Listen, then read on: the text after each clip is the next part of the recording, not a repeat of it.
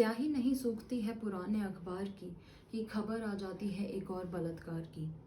Gang rapes, brutal murder, another life lost.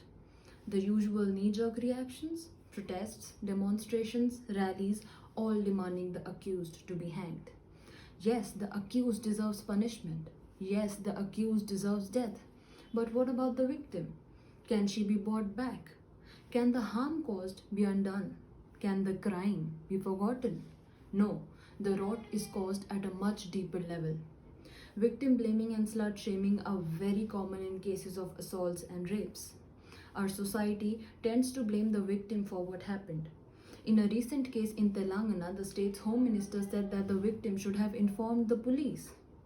Nirbhaya was blamed for being out at late hours and wearing western clothes, and thus, according to the men out there, was asking for it. It is very common for us to impose restrictions on our women in the grab of protection. Instead of ensuring our safety by taking proactive steps and measures, it is very easy for us to curb their independence. So this way, whenever anything wrong happens, we can easily blame her for transgressing the social norms and for jeopardizing her own safety. Is this right? Where are we as a society going? Reading about the cases, the uncountable number of cases every hour, every minute, it makes me wonder, where are we as a society going wrong?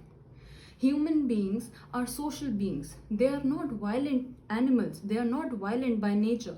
They are social beings. And our society shapes our mindsets, attitudes, and beliefs. Centuries of patriarchy have conditioned our men to believe that they are superior and to look down upon women as inferior beings. Fear is a very powerful human emotion, and we as women are conditioned to live with it. We are told to watch our backs. We are told to cover our bodies so that the men out there do not mistaken us to be asking for it and hence consider it to be their supreme responsibility to give it to us. Is this correct? No. Every passing day, I see millions and uncountable numbers of debates, discussions, roundtable conferences, articles, writings, poems, and whatnot about rapes. But what do we have in hand? Absolutely nothing.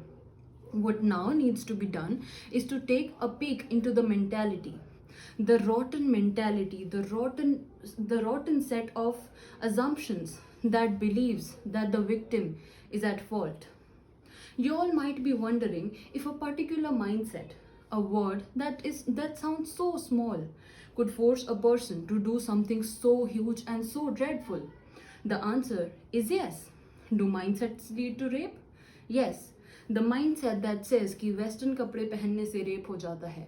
The mindset that says कि being out at odd hours out of the house leads to rapes. The mindset that says कि एक हाथ से ताली नहीं बजती है. The mindset that says that men are superior and women are bodies that are meant to be dominated. All these mindsets are at fault. इस सोच की वजह से और कितनी निर्भया हमें देखनी पड़ेंगी ये सोचकर रूह कांप जाती है. Do not tell your women to stop going out just because it's easier for you to do that. Educate your family in such a way that they neither do possess nor do promote such mindsets. Do not run away from the reality. Do not be afraid to accept what is true. If you believe that the mindset is not at fault, then it's not just them, it's you. Thank you.